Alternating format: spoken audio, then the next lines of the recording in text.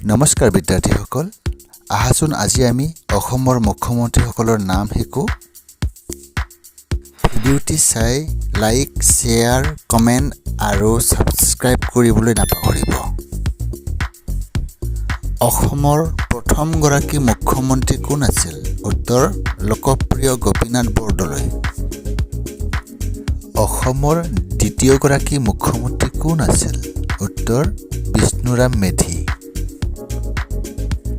অসমৰ তৃতীয় গৰাকী মুখ্যমন্ত্ৰী কোন আছিল উত্তৰ বিমলা প্ৰসাদ চলিহা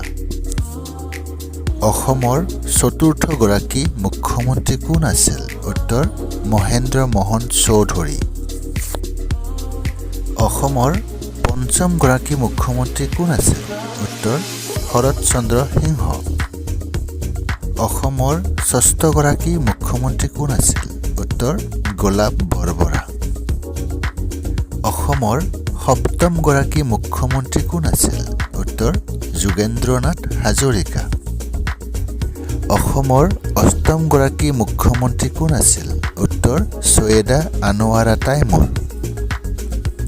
অসমৰ নৱম গৰাকী মুখ্যমন্ত্ৰী কোন আছিল উত্তৰ কেশৱ চন্দ্ৰ গগৈ অসমৰ দশম গৰাকী মুখ্যমন্ত্ৰী কোন আছিল উত্তৰ হিতেশ্বৰ শইকীয়া এখেত দুটা কাৰ্যকালৰ বাবে অৰ্থাৎ দুবাৰ মুখ্যমন্ত্ৰী হৈছিল অসমৰ একাদশ বা 11 নম্বৰৰ মুখ্যমন্ত্ৰী কোন আছিল উত্তৰ প্ৰফুল্ল কুমাৰ মহন্ত